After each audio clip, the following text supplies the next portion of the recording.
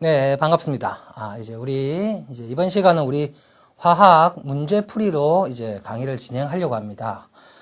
이제 화학 문제풀이는 이제 어떤 경우에 여러분들이 들으시는 게 좋냐? 이제 뭐 여러 가지 경우가 있을 수 있어요. 그런데 이제 그 중에 자기가 가장 부합되다 생각하면 이 화학 문제풀이 강의를 들으시면 되는데, 뭐 첫 번째로는 이론 강의를 들었는데, 이론 강의를 들을 때는 알겠는데, 실제로 문제에 접목시키려고 하니까 조금 힘들더라.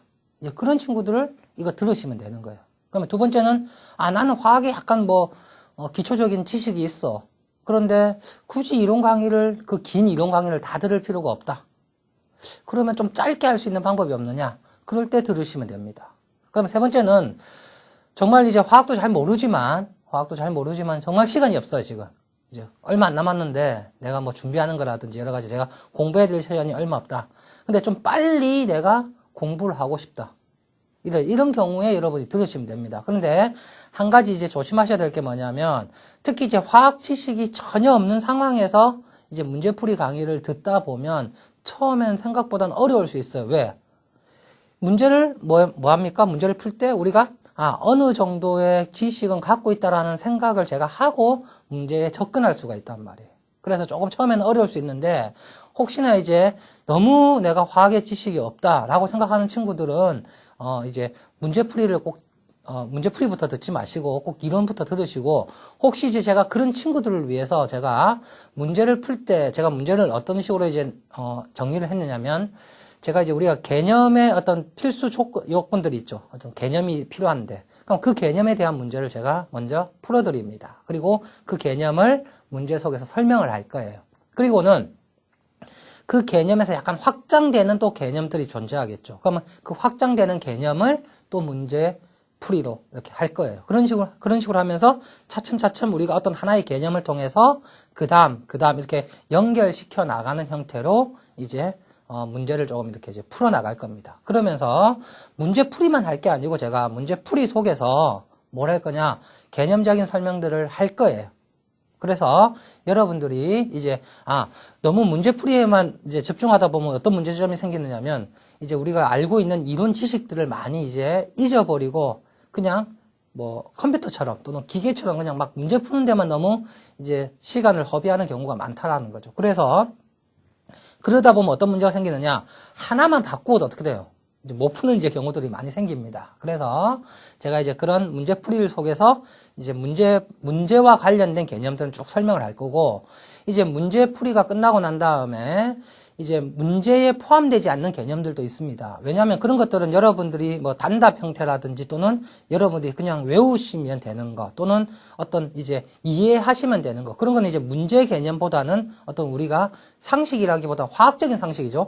화학적인 상식으로 알 수 있는 것들은 제가 이제 문제에 따로 안 놓습니다. 그래서 그런 것들은 문제풀이가 끝난 다음에 제가 이제 시간이 할애가 되면 그 부분에 대한 이야기들을 제가 이제 조금 정리를 해서, 그러니까 제가 이제 교재 구성도 어떻게 했느냐면, 앞부분에는 요약을 조금 해놓았어요. 그러니까 개념에 대한 요약들을 해놓고 뒷부분에는 문제를 이렇게 이제 올려놓았습니다. 그래서 일단은 문제부터 먼저 풀고, 우리가 이제 개념 이야기는 이제 그 문제 속에서 제가 이야기를 하고, 문제에 없는 개념들은 제가 뒤에 따로 이제 시간을 조금 할애해서 이제 이야기를 하겠습니다. 아시겠죠? 그러니까 그렇게 아시고 이제 수업을 들으시기 바랍니다.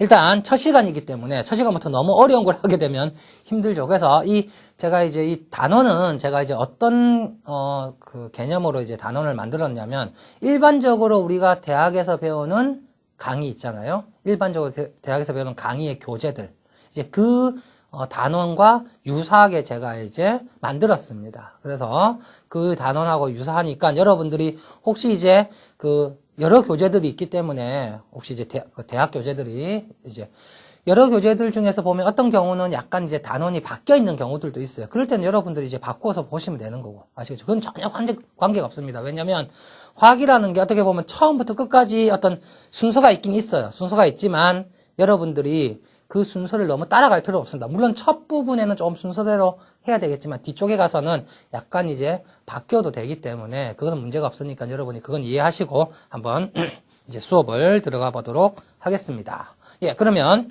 이제 첫 번째 시간에는 이제 물질에 대한 우리가 이제 화학적인 아주 기초적인 이야기를 제가 하도록 하겠습니다. 그래서 문제부터 먼저 이야기를 조금 하면서 제가 개념 이야기를 할게요. 한번 봅시다. 제가 문제 1번에 뭐라고 제가 했느냐. 순물질과 혼합물의 예를 세 가지 쓰시오. 제가 세 가지씩 쓰시오라고 이야기를 했습니다.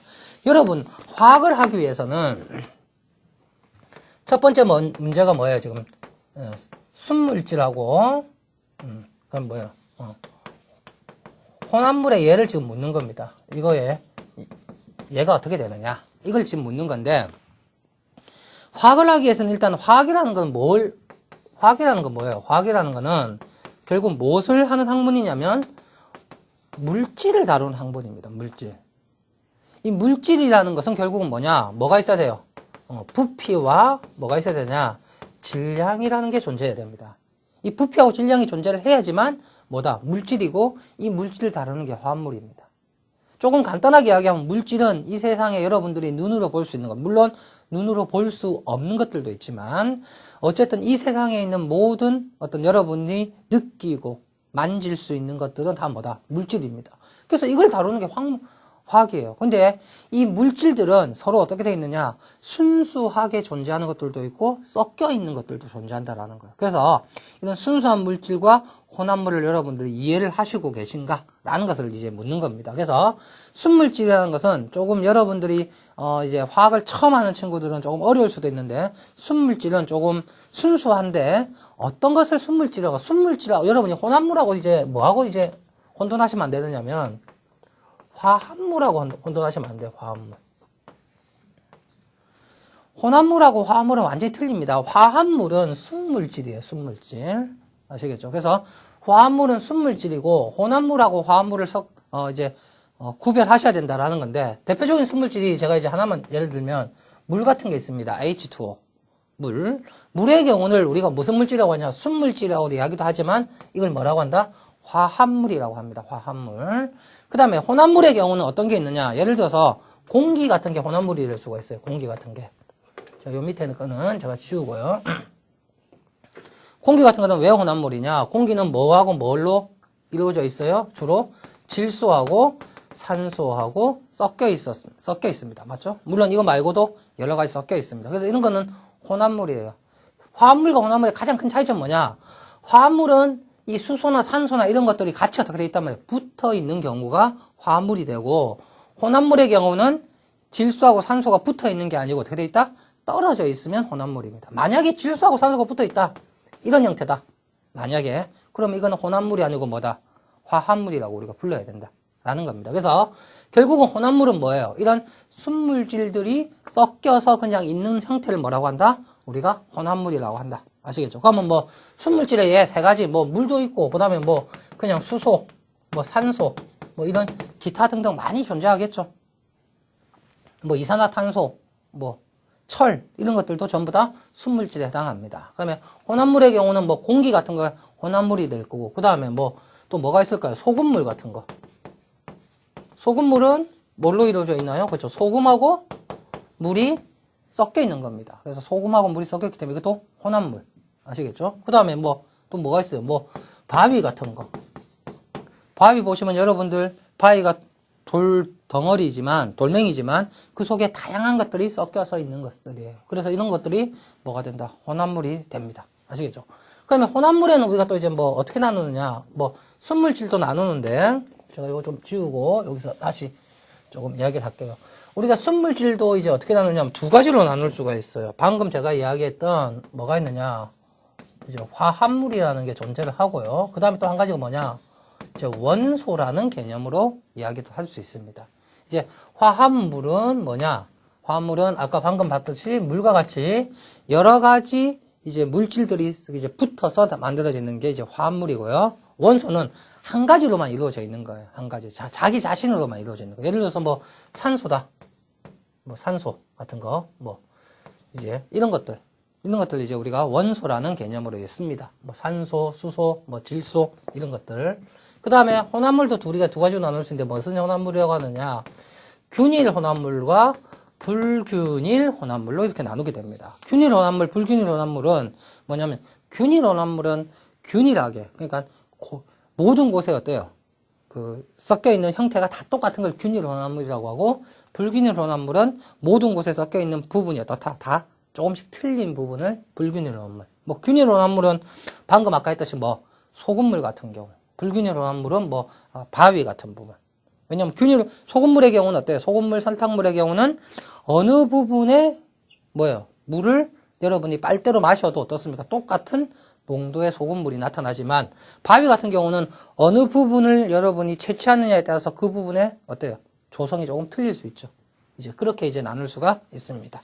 아시겠죠? 그 다음에 두 번째 문제는 뭐냐? 다음 변화가 물리적 변화인지 화학적 변화인지를 결정하라 라고 했어요. 이게 뭐냐면, 여러분들 우리가 화학이라는 것이 어떤 걸 화학이라고 하느냐라는 거예요. 그래서 우리가 이제 화학이지만 우리도 무엇을 좀 쓰느냐면 물리적인 개념도 많이 씁니다. 왜냐하면 물리하고 화학을 완전히 100% 떼어서 생각하기는 조금 힘들거든요. 물론 이제 100% 물리적인 게 있고 100% 화학적인 게 있는데 그 어중간한 부분들이 존재를 해요. 그래서 이런 것들을 물리에서 다룰 수도 있고 화학에서 다룰 수도 있습니다. 똑같은 거지만. 아시겠죠? 근데 물리에서 다루는 것과 화학에서 다루는 게 약간의 차이는 있어요. 물리는 어떤 과정적인 것들을 좀 많이 다룬다라고 생각하시면, 화학은 약간 결과론적인 것들을 많이 다룬다, 이렇게 조금 생각을 하시면 되는데, 우리가 변화라는 것도 물리적으로 변화가 있고 화학적으로 변화가 있습니다. 가장 간단한 게 뭐냐면, 물이 만약에 얼음이 됩니다. 물이 얼음이 되었다. 이러면 변화가 있었어요, 없었어요? 변화가 있죠. 무슨 변화가 있습니까? 그렇죠. 액체에서 무슨 변화? 고체로 변화가 됩니다. 그런데 이 물리적 변화의 가장 큰 특징은 뭐냐? 그 물질의 성질이 변하면 안 됩니다. 아시겠죠? 그러니까 물이 얼음이 됐습니다. 다시 얼음을 뭘로 만들 수 있어? 그냥 놓아두면 물로 만들 수 있죠. 근데 물이 얼음이 되었다고 해서 얼음이 물의 성질이 없어지는 게 아니죠. 맞죠? 그러니까 물을 먹었다고 물을 먹으면 안 죽잖아요. 얼음 먹었다고 죽나요? 안 죽죠. 물론 이제 죽는 거 안 죽는 거 하고 말은 좀 이상하지만, 어쨌든 이렇게 성질이 변하지 않으면 그건 무슨 변화라고 한다? 물리적인 변화라고 합니다. 근데 만약에 예를 들어서 이런 경우는 이제 어떻게 되냐? 성질이 변하면 이제 무슨 변화가 되느냐? 화학 변화가 됩니다. 철이 예를 들어서 뭐가 되느냐? 녹슬었다고 합시다. 녹슨철로 바뀌었다고 합시다. 물론 철 같은 말이 있지만 제가 녹슨철이라고 이렇게 적었지만, 철이 녹이 슬면 어때요? 원래 그러니까 철이라기보다 못이라고 생각하시면 되죠. 녹슨 못하. 그냥 우리가 쓰는 못하고 녹이 쓸었을 때의 못하고를 비교해 보시면 어때요? 여러분 눈으로 보기에도 어떻습니까? 완전히 다른 성질을 나타냅니다. 이런 이제 경우가 생기면 이걸 우리가 무슨 변화라고 한다? 화학 변화라고 이야기를 하는 겁니다. 아시겠죠? 그래서 봅시다. 그래서 물리적인 변화는 결국은 물리적인 성질에 의해서 일어나는 현상이에요. 주로 이제 일어나는 게 뭐냐? 방금 했던 이런 상의 변화입니다. 액체가 고체되든지 고체가 기체되든지 이런 경우가 이제 이제 물리적인 변화고 이제 이런 성질들이 완전히 변하는 걸 이제 화학적 변화라고 한다. 한번 봅시다. A번에 뭐라고 했어요? 소독용 알코올의 증발. 그러니까 알코올이 증발했어요.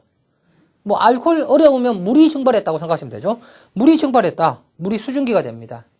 액체가 기체. 이런 상의 변화만 일어났다. 이런 것을 무슨 이제 그 변화라고 한다? 물리적인 변화라고 하는 거예요. 두 번째는 뭡니까? 램프 기름의 연소입니다. 여러분들 등 같은데 기름을 넣고는 태웠어요. 태우면 뭐가 됩니까? 없어집니다.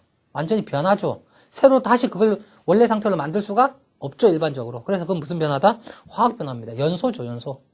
이게 만약에 다시 만들 수 있으면 여러분들 기름값이 비쌀 필요가 없잖아요. 기름을 태우게 되면 없어지잖아요. 그러니까 자꾸만 우리가 어떻게 하면 기름을 채워 넣는 거죠.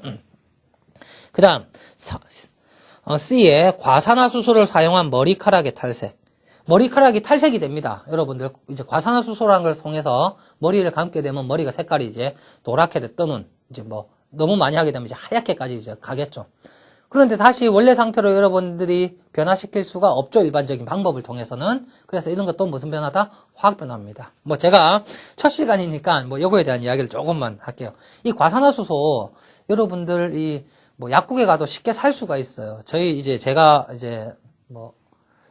어릴 때라고 이야기하니까 제가 너무 늙어 보이네요. 제가 젊을 때, 저희 이제 친구들이 이제 염색을 한다고, 집에서 이제 뭐 돈이 없으니까, 젊을 때 돈이 없으니까 이제 뭐 미장원 가기도 그렇고 해서 집에서 이제 이 과산화수소를 삽니다. 약국 가서. 약국 가면 제가 알기로 한 1,000원, 2,000원이면 사요. 이걸 어떻게 하느냐? 이제 세면기에 이제 풀어놓고는 어떻게 하느냐? 이제 머리를 담궜다가 이제 뺍니다. 그러면 탈색 잘 됩니다. 한 몇십 초만 담궈놓고 있어도, 그러니까 농도에 따라서 틀리지만, 뭐 몇십 초만 담궈놓고 있어도 노랗게 됩니다. 근데 문제점이 하나 있습니다. 이거 제가 이제 혹시 여기까지 딱 듣고 이제 끄면 안 됩니다. 끝까지 들으셔야 돼요. 그러고 또 약국 가서 사서 하시면 안 되고, 문제점이 뭐냐면, 이 탈색은 잘 되는데, 문제는 이 머릿결이 완전히 어떻게 되냐, 뒤집어집니다.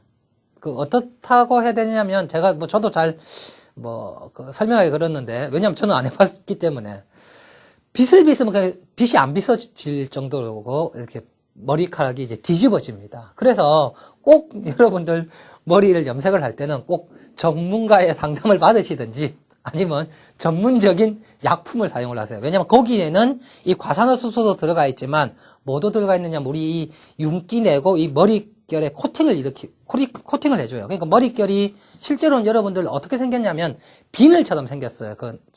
고기 비늘 아시죠?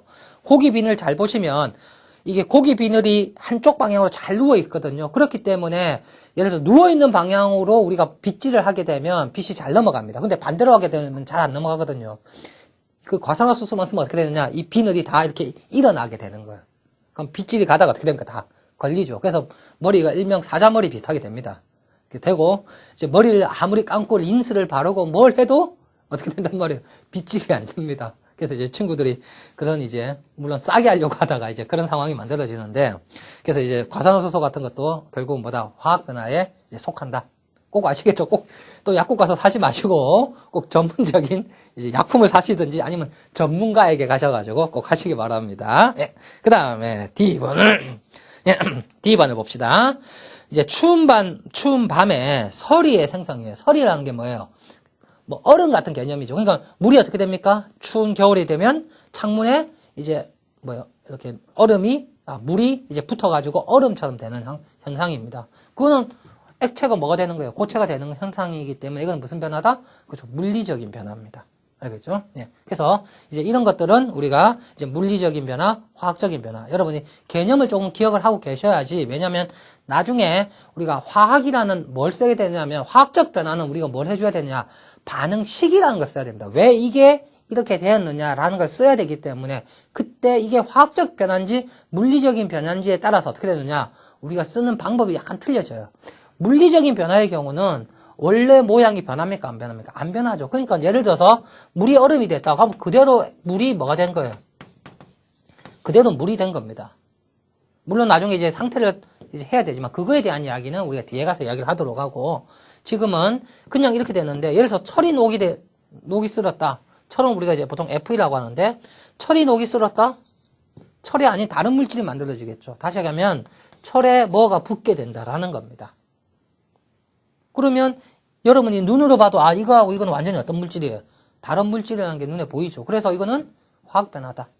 알겠죠? 그러니까 거꾸로도 여러분들이 이해를 하셔야 되기 때문에 그 개념을 좀 기억을 하시라라는 겁니다. 그 다음에 이제 3번 문제를 봅시다. 3번부터는 이제 약간 계산 문제가 들어갑니다. 여러분 화학하면 계산이 없을 거라고 생각하는데 저도 이제 저의 예를 들면 저도 처음에는 참 계산하는 게 너무 싫었어요. 그래서 저는 이제 이 전공을 선택할 때 저는 제가 원해서 이걸 했거든요. 저는 물리를 선택 안 하고 화학을 일부러 선택을 했습니다. 왜? 화학에는 좀 계산이 없을 거다. 근데 이게 웬걸요? 화학의 계산 엄청나게 많습니다. 물론 이제 이론 수업을 들은 친구들은 아시겠지만 화학 계산 참 많습니다. 생각보다. 저는 화학에는 미분적분 안 나올 줄 알았어요. 나옵니다. 나중에 뒤에 가면. 물론 많이는 안 나옵니다. 물론 이제 물리만큼은 안 나오지만 어쨌든 계산이 많습니다. 그래서 아마 여러분 앞부분에는 거의 여러분 계산 문제들이 참 많을 거예요. 그래서 일단 계산을 해야 되기 때문에 여러분들이 조금 이제 계산이 바로 나오면 너무 힘들어 하는 경우도 있는데 제가 이제 계산할 때도 개념적인 이야기는 충분히 하고 할 테니까 아시겠죠? 너무 부담 갖지 마시고 이제 들으시기 바랍니다. 그 다음에 3번을 봅시다. 3번은 뭐냐면 어떤 실험 과정에서 28ml를 눈금 실린더로 측정했습니다. 그런데 28과 28.00의 차이가 뭐냐라는 거예요. 여러분 요거 한번 봅시다. 3번 문제에 우리가 28ml라고 쓰는 거하고 28.00ml 쓰는 거하고 이게 엄청나게 차이가 납니다. 처음에는 여러분들이 처음 그냥 볼 때는 아니 똑같은데요? 라고 이제 이야기할 수가 있지만 실제로는 이거하고 이거는 엄청난 차이가 있어요. 이게 뭐냐면 우리가 이제 불확실성인데요. 불확실성이라는 이야기인데 결국은 뭐냐? 오차의 범위가 됩니다. 오차의 범위.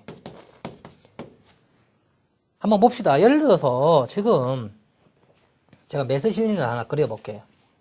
메스 실린더를 이렇게 그리면 제가 눈금을 내서 10, 20, 30, 그래서 40으로 그렸다라고 합시다. 그럼 예를 들어서 여러분들이 만약에 제가 이 정도의 물이 들어가 있다라고 한번 생각을 해봅시다. 이 정도. 그럼 여러분 이거 얼마로 읽어요? 얼마로 읽어야 되겠어요? 좀 어렵습니다. 그럼 일단은 얼마를 읽을 수 있느냐? 20은 일단 정확하죠. 이 자는 앞에. 왜? 일단 20보단 크니까.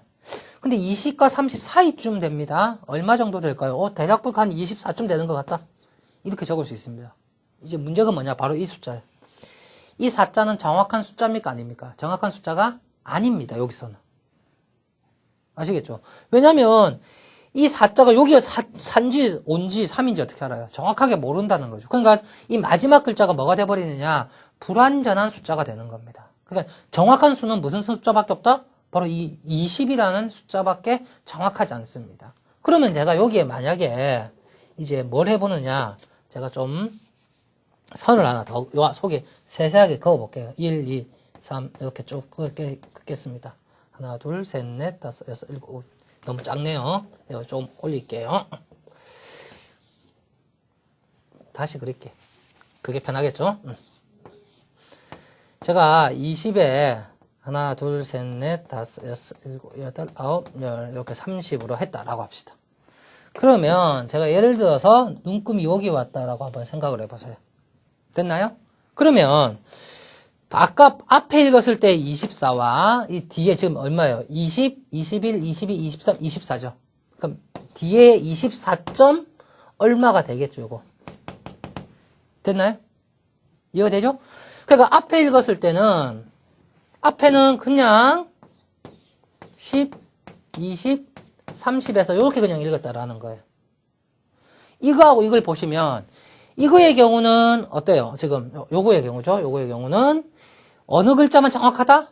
이 자만 정확한 거고 왜? 이 4자는 모르는 거죠. 좀 눈금이 없으니까. 이거의 경우는 어떻습니까? 24는 정확하죠. 그러니까 요 뒤에 숫자가 어때요? 뒤에 숫자가 오차가 생기는 겁니다.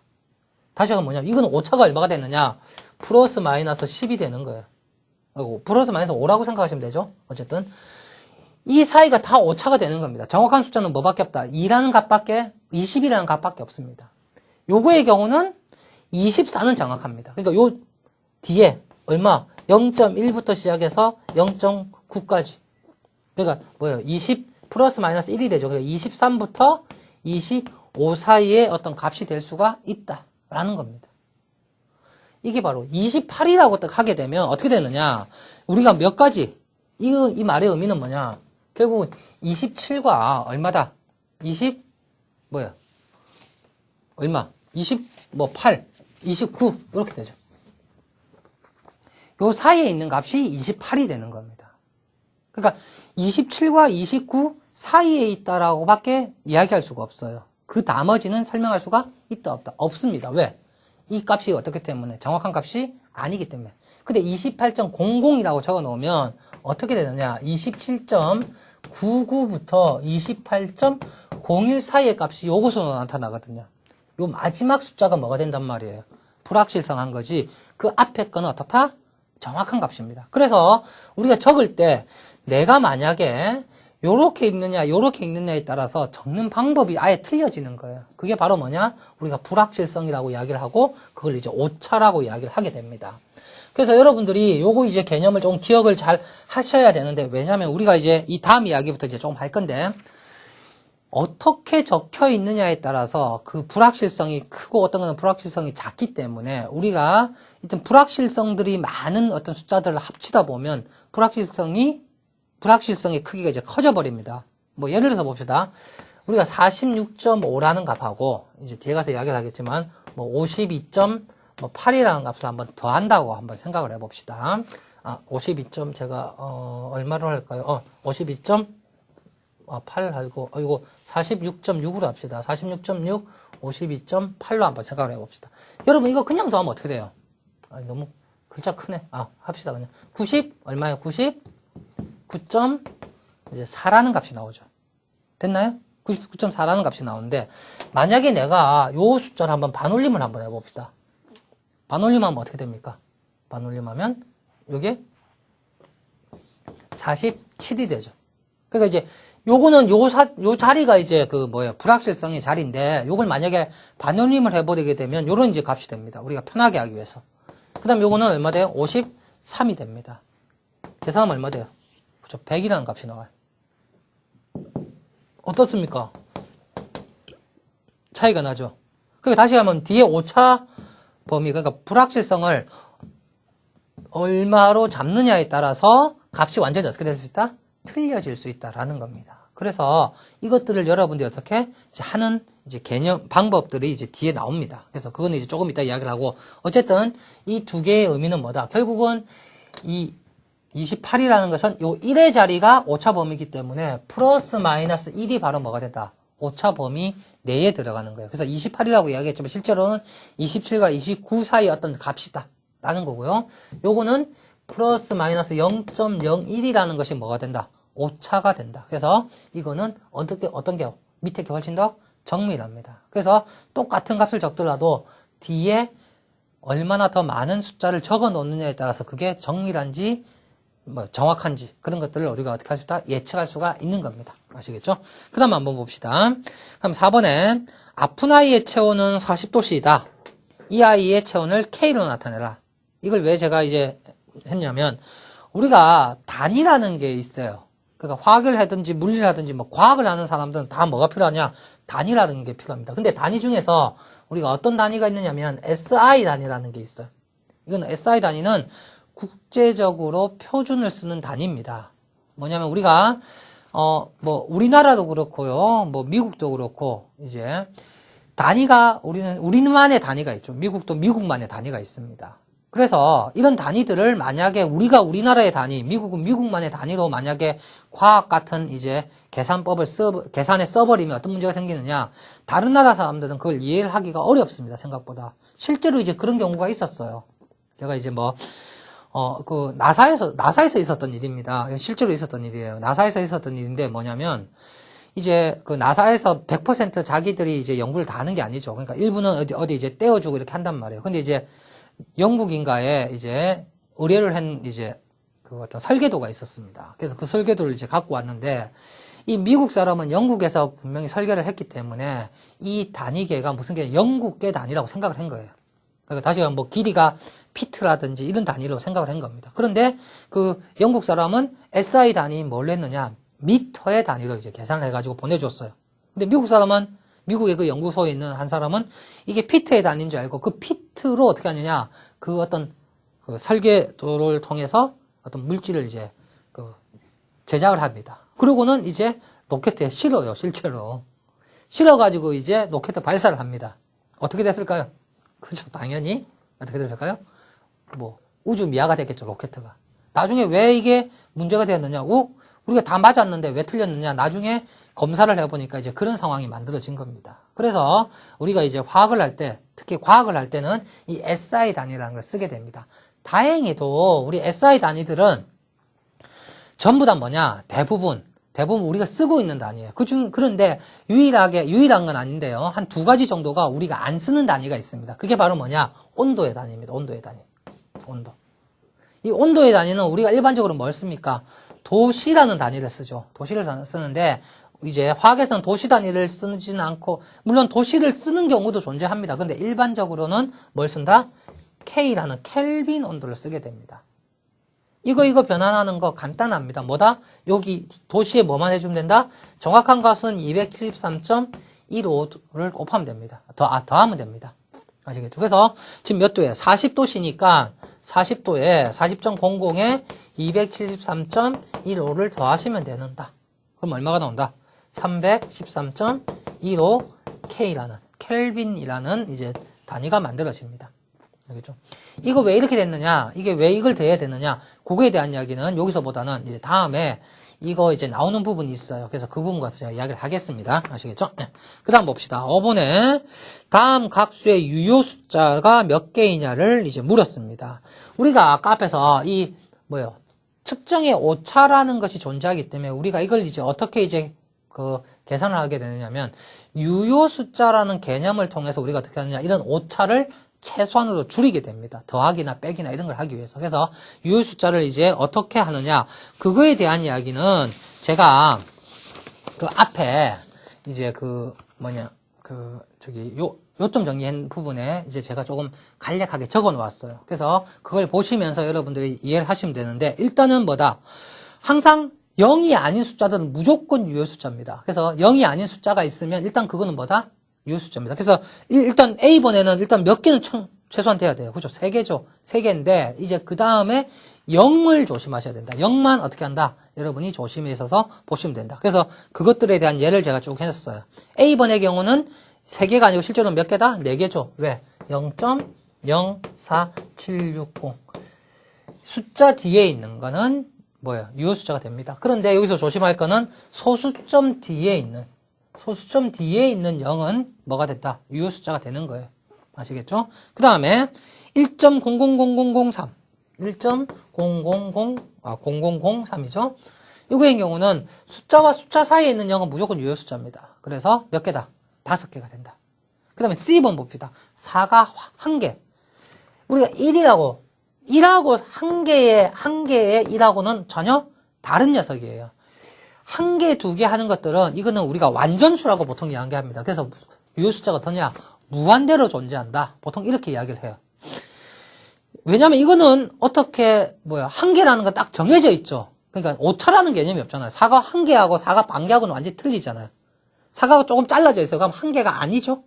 그러니까 1개, 2개, 사람 한 사람, 두 사람. 이 한 사람은 완전한 한 사람입니다. 그래서 이런 거는 우리가 일명 완전수라고 이야기를 하고, 유효 숫자는 무한히 많다. 보통 이렇게 이제 이야기를 하게 됩니다. 그 다음에 D번의 경우는 어떻다? 1.000 곱하기 10의 6승 이렇게 되어 있습니다. 그러니까 요 지수는 신경 쓸 필요 없고 요 앞에 있는 요거만 신경 쓰시면 되죠. 몇 개? 하나, 둘, 셋, 4개.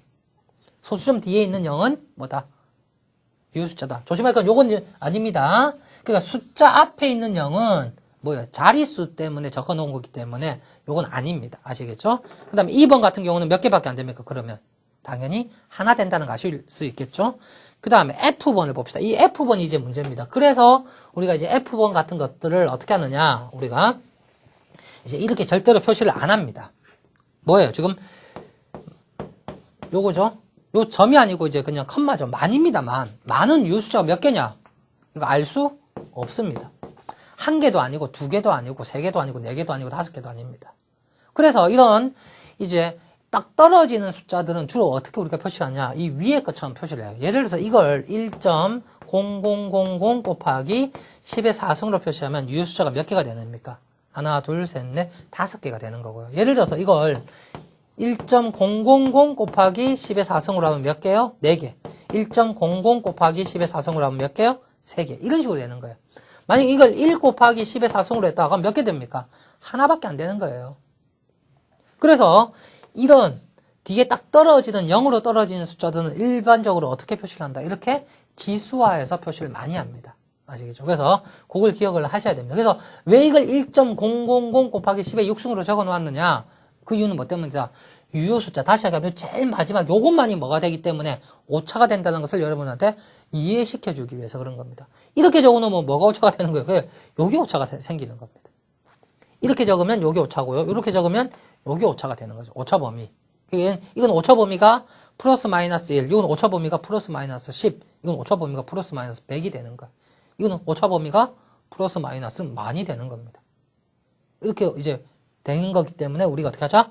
이 유효 숫자라는 개념을 이제 이야기하기 위해서 이렇게 이제 해놓은 겁니다. 아시겠죠? 그 다음에 6번은 뭐냐? 6번은 금으로 추정되는 질량, 조각의 질량하고 부피를 통해서 이것이 금인지 아닌지를 확인해 보자. 이게 뭐냐면 우리가 이런 단위들을 뭐 알 수 있느냐면 제가 이 문제는 뭐 냈냐면 이건 뭐 어려운 문제도 아니에요. 이 단위들을 어떻게 할 수 있냐면 우리는 단위를 조합을 할 수가 있습니다. 단위를 조합을 해서 뭘 만드느냐? 새로운 어떤 단위를 만들어내요. 근데 그 새로운 단위라는 걸 왜 만들어내느냐?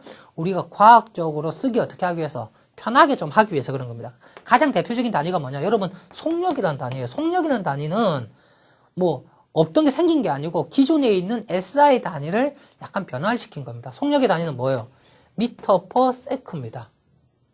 그다음 다시 한번 뭐예요? 미터. 길이를 뭘로? 시간으로 나누어 준 걸 우리가 뭐라고 하죠? 속력이라고 합니다. 그래서 길이하고 시간만 있는 어떤 값이 있다. 그럼 뭘 만들어낼 수 있다? 속력이라는 것을 만들어낼 수 있다라는 겁니다. 화학에도 그런 것들이 좀 존재해요. 그래서 그건 뭐냐? 가장 대표적인 게 뭐냐? 밀도입니다. 밀도는 어떻게 구한다? 밀도는 어떻게 구한다? 부피분의 질량입니다. 그래서 밀도는 부피분의 질량이기 때문에 이 부피분의 질량을 통해서 이 밀도를 찾아내면 돼요. 이제 금으로 추정되는 게 얼마예요? 지금 얼마로 했어요? 제가 부피가 얼마입니까? 2.4이고 질량이 얼마예요? 25.5다. 그럼 이거 그냥 계산하면 되죠. 그럼 얼마가 나오느냐? 10.5가 나옵니다. 근데 요 뒤에 단위가 뭐냐? 단위가 어려운 게 아니죠. 요거의 단위가 뭐였어? 그람이고 요거의 단위가 세제곱 센티미터니까 그람 퍼 세제곱 센티미터. 바로 이것이 무슨 단위가 돼요? 그렇죠? 밀도의 단위가 되는 겁니다.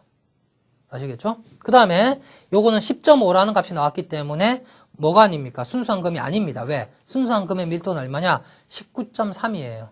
이게 이제 누가 한 거예요? 이 아르키메데스가 이제 유레카라는 것을 이제 할 때 했던 거죠. 아르키메데스가 어떻게 했습니까? 왕이 막 왕관 어떻게 했어요? 이게 진짜인지 가짜인지 알아내라 했습니다.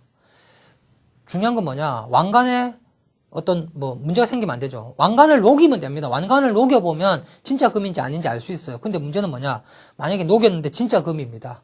그럼 이제 왕관이 없어지는 거죠. 그럼 문제가 생기는 거. 가짜 금이면 다행인데. 근데 이제 그걸 어떻게 했습니까? 이 사람이 질량과 부피와의 관계를 통해서 이 사람이 진짜 왕관이 진짜 순수한 금인지 순수한 금이 아닌지를 여러분이 알 수가 있었습니다. 뭐 이거 나중에 여러분들 혹시 이제 그 집에서도 할 수 있어요. 여러분 금반지 집에 있죠? 이제 순금 24K짜리 금반지 갖고 이거 한번 해보셔서 밀도가 얼마가 나와야 된다고요? 19.3이 안 나온다. 그럼 이거는 순수한 금이 아니구나. 뭐 18K나 14K구나. 라고 여러분이 생각을 하셔도 됩니다. 아시겠죠? 예, 그렇게 생각을 하시면 되고, 예, 그 다음 저기 앞으로 가서 또 봅시다. 7번 문제를 한번 봅시다. 7번 문제는 이제 뭐냐? 이제 유효 숫자를 계산하라는 겁니다. 이거 계산하는 거는 따로 제가 계산은 안 할게요. 여러분들 그냥 계산이야 더하기 빼기를 하시면 되는 건데, 문제는 뭐예요? 이 유효 숫자에서 더하기 빼기를 했을 때 어떻게 유효 숫자를 맞추느냐, 이제 그것만 여러분들이 이해를 하시면 되죠. 첫 번째는 뭐예요? 첫 번째는 곱하기 나누기가 있습니다. 이 곱하기 나누기가 있을 때는 어떻게 합니까? 곱하기 나누기가 있을 때는 항상 제가 이제 그냥 여기 1.10, 그다음에 0.5 120, 그 다음에 4.0015, 그 다음에 3.4555 이렇게 됩니다. 이거 곱하기 나누기. 이거 우리 뭐 계산기로 하면 됩니다. 하면 되는데 문제는 뭐냐? 이거 다 계산을 해버리면 얼마가 나오느냐? 정확한 값은 0.65219라는 값이 나와요. 문제는 이걸 다 쓸 거냐라는 거예요. 이걸 다 쓸 수가 없다. 다 쓰면 된다, 안 된다? 안 된다라는 겁니다. 왜? 뭐 그러냐면 지금 요 뒤에 것들은 다 뭐예요? 불확실성의 값이죠. 그러면 우리가 불확실한 값들을 자꾸만 곱하거나 더하거나 빼거나 나누다 보면 이 불확실한 값이 자꾸만 어떻게 되느냐? 오차의 범위가 자꾸만 커져 버립니다. 그래서 이 오차의 범위를 가장 작게 어떻게 하기 위한 어떤 우리가 유효숫자 계산하는 방법이 있다라는 겁니다. 그게 뭐냐면 곱하기의 경우는 어떻게 하느냐? 유효숫자를 항상 가장 작은 유효숫자로 어떻게 하냐? 맞추게 됩니다. 그래서 여기는 유효숫자가 3개고요. 여기 4개, 여기 몇 개? 5개, 여기 5개입니다. 그러니까 3개, 4개, 5개, 5개의 유효숫자를 가지기 때문에, 그래서 아까 이제 앞에서 우리가 유효숫자를 좀 잘 기억하라고 한 건데, 이 유효 숫자가 3개, 4개, 5개, 5개 있기 때문에 이 유효 숫자 중에서 가장 작은 유효 숫자를 맞춥니다. 그래서 이것이 5개가 나왔지만 몇 개로 맞춘단 말이에요. 그렇죠? 3개로 맞춘다. 라는 겁니다. 3개로 맞출 때 어떻게 하느냐? 바로 네 번째 자리를 반올림을 해주는 거예요. 그러면 버려지죠? 그래서 0.652라는 값이 나오게 됩니다. 됐나요? 곱하기는 좀 이제 쉬워요. 생각보다. 근데 더하기 빼기 조심하셔야 됩니다. 더하기 빼기의 경우는 유효 숫자의 개수로 하는 게 아니고 유효 숫자의 자리로 합니다. 자리로. 뭐냐면 한번 봅시다. 이제 제가 예를 든 게 뭡니까? 0.35 그 다음에 이제 105점 이제 1이죠. 그 다음에 얼마입니까? 100점 어떻게 한다? 5820 이렇게 됩니다. 요걸 계산하고 이거 더하기고 이거 빼기입니다. 그 뭐 다행이면 다행인데 다행이라고 해야 되나요? 우리가 보통 이제 화학이나 이런 걸 계산할 때 주로 더하기 빼기보다는 곱하기 나누기를 많이 하게 됩니다. 그래서 보통 유효 숫자 작은 것을 맞추면 되는데 이거의 경우는 유효 숫자 작은 걸 맞추는 게 아니에요. 그래서 이걸 계산을 하게 되면 얼마가 나옵니까? 이제 뭐 4.8730이라는 값이 이제 나온다라고 합니다. 이렇게 나온다라고 합시다. 그럼 봅시다. 이제 요거 저거 곱하기 나누기 개념으로 보면 요게 유효숫자 3개, 요거 4개, 요거 몇 개? 하나, 둘, 셋, 넷, 다섯, 여섯, 7개. 아, 그럼 3개로 맞춰야 되겠네요. 3개로 맞춰야 될 것 같지만 이건 3개로 맞추는 게 절대로 아닙니다. 3개로 맞추면 얼마가 돼요? 4.87인데 4.87로 맞추면 안 됩니다. 그럼 어떻게 해야 되나요? 어떻게 하냐면 자리수가 가장 그 위에 있는 자리를 맞춥니다. 뭐냐면 이거는 자리수가 몇 자리예요? 소수점 3자리죠. 요건 소수점 1자리고 요건 소수점 4자리입니다. 그럼 소수점 몇째 자리? 한 자리 있는 가장 작은 자리로 되어 있는 것들로 맞춰요. 그래서 요걸로 맞춰야 됩니다. 그러니까 소수점 한 자리가 되게끔 맞춰줘야 된다. 그렇기 때문에 요걸 어떻게 하자? 반올림을 하게 되면 4.9라는 값이 나오게 됩니다. 아시겠죠? 결국 뭐냐? 이 곱하기의 경우는 뭐 한다? 가장 작은 자리수. 그러니까 유효숫자요. 유효숫자가 가장 작은 것으로 맞추는 거고, 더하기 빼기의 경우는 어떻게 한다? 자리수가 가장 작은 걸로 어떻게 한다? 맞춘다. 라는 거. 그거 기억을 이제 하셔야 됩니다. 아시겠죠? 그 다음에, 그 다음 문제 한번 봅시다. 그 다음 뭐냐? 제가 이제 이번에는 그 환산 문제인데, 이거는 솔직히 저희가 뭐 할 필요는 없는 문제인데, 뭘 이제, 여러분한테 좀 이해시키기 위해서 이야기를 하느냐면, 우리가 앞으로 계산을 하려면 단위 환산이라는 걸 하게 됩니다. 그래서 그 단위 환산을 어떻게 할 거냐, 그거에 대한 이야기인데, 지금 42.195km가 몇 마일이냐, 지금 이걸 묻는 거예요. 몇 마일이 되느냐, 몇 마일이 되느냐, 이걸 묻는 건데, 우리가 이거는 굳이 할 필요는 없어요. 왜? 우리가 무슨 마일이 지금 SI 단위가 아니기 때문에. 그렇지만 우리가 지금 이건 연습을 하는 게 다른 걸 연습을 하셔도 되는데 제가 일부러 이제 그는 뒤에 나가면 계속 나오기 때문에 우리가 이제 이걸 막 바꾸기 위한 어떤 환산 전환 그 단위라는 게 존재합니다. 일단 뭐냐면 킬로미터에서 마일로 바로 갈 수는 없어요. 아시겠죠? 물론 머릿속에서는 바로 갈 수는 있습니다. 계산기로 하면 바로 갈 수 있어요. 그런데 바로 갈 수 없기 때문에 우리가 어떤 전환 단위들이 필요하냐면 일단은 SI 단위로 갔다가 그 SI 단위가 다시 이쪽으로 가야 되거든요. 그게 뭐냐면 일단은 킬로그램과 뭐의 상관관계를 여러분들이 이해를 하셔야 되냐? 미터의 상관관계를 이해를 일단 하셔야 된다. 그럼 1kg은 몇 미터다? 그렇죠. 1000미터죠. 일단 요거의 개념이 있어야 돼요. 그러면 미터에서 마일이 바로 안 간다라는 거예요. 1미터는 마일의 앞 단위가 뭐가 되느냐면 야드라는 단위가 있어요. 그래서 1.094 야드라는 단위로 가게 됩니다. 요거 상관관계가 있고요. 그 다음에 1 야드는 몇 마일이 되느냐? 1야드가 아니죠.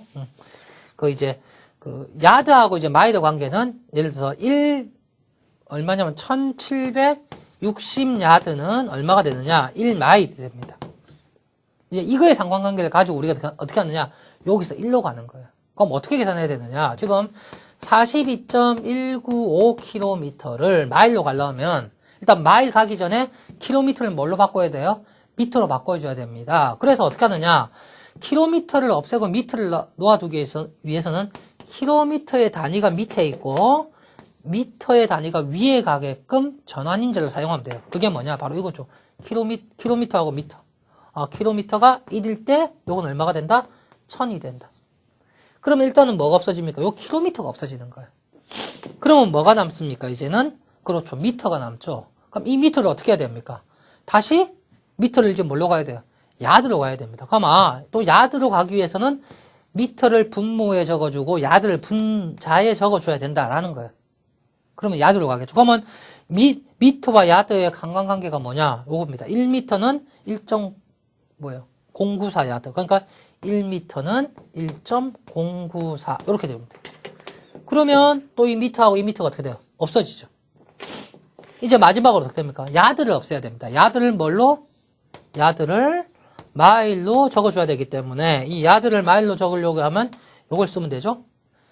야드가 밑에 있고 마일이 위에 있네요. 그럼 야드가 1760, 마일은 1 이렇게 적으면 되죠.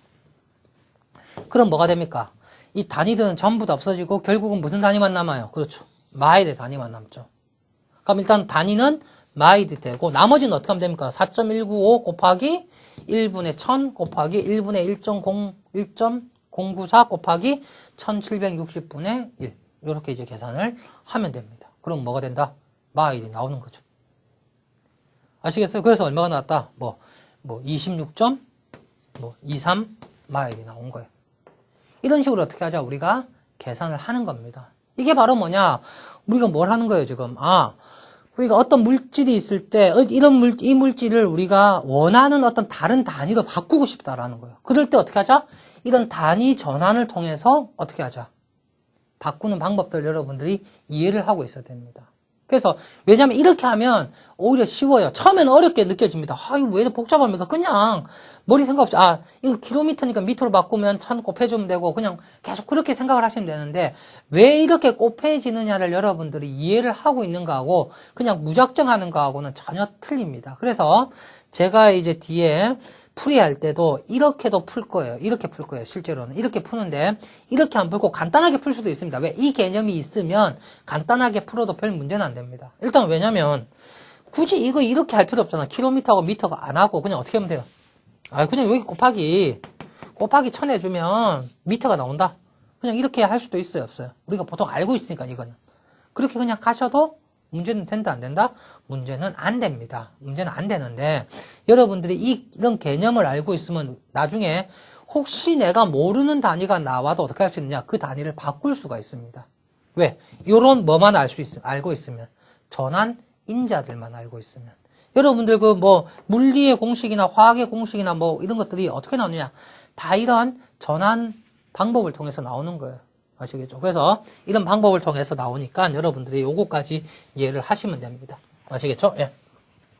자, 이렇게 해서 이제 제가 첫 시간 이제 강의는 마치려고 하는데, 첫 시간에서 일단 중요한 건 뭐냐? 여러분들이 제가 이제 앞에 요점 정리한 거 여러분들이 그냥 읽어보시면 되고, 대부분 이제 그 이야기는 이제 앞에 제가 이제 놓아뒀는데, 그 부분에서 이제 여러 가지 순물질이 뭐냐, 혼합물이 뭐냐, 그러면 물리적인 성질, 물리적인 변화, 화학적인 성질, 화학적인 변화가 뭐냐, 이런 것들 이제 이야기들이 주로 이제 하는 거고, 그 다음에 이제 요 1장에서 중요한 거는, 우리가 유효 숫자 개념을 통해서 어떻게 계산할 거냐, 그게 첫 번째 중요한 거고, 두 번째 중요한 건 뭐다? 이제 전환인자를 통해서 어떻게 어떤 단위를 다른 단위로 바꿀 거냐, 그거 개념. 아시겠죠? 그 다음에 마지막 하나 제가 이제 문제는 안 냈는데, 정밀도라는 거하고 정확도라는 게 있어요. 이제 제가 이제 요점 정리해 보시면 이제 있는데, 정밀도하고 정확도는, 정밀도란 건 뭐예요? 정확도는 먼저 이야기해요. 정확도는 참값에 가까우면 정확도입니다. 아시겠죠? 참값에 가까우면 정확도고, 정밀도는 참값하고는 관련 없이 내가 측정한 모든 값들이 어떻다? 비슷한 곳에 있으면 뭐다? 그게 정밀도예요. 알겠죠? 그래서 이제 그 개념의 의미를 좀 기억하시면 되고, 그다음에 오차는 두 가지 오차가 있을 수 있습니다. 개통 오차라는 거하고 이제 우연 오차라는 게 있는데, 그거는 이제 여러분들이 읽어보시면 될 겁니다. 아시겠죠? 예, 이렇게 해서 제가 이제 1장 강의를 끝내고, 이제 본격적으로 이제 어떻게 보면 이제 2장부터가 뭐예요? 어떻게 뭐 본격적으로 이제 화학에 들어가는 거죠. 그래서 1장은 기초적인 이야기니까 여러분들이 일단 요 정도는 이해를 하시고, 이런 식으로 나가는구나. 일단 여러분들이 조금 감을 잡고 2장 강의를 들으시기 바랍니다. 예, 1시간 동안 수고하셨습니다.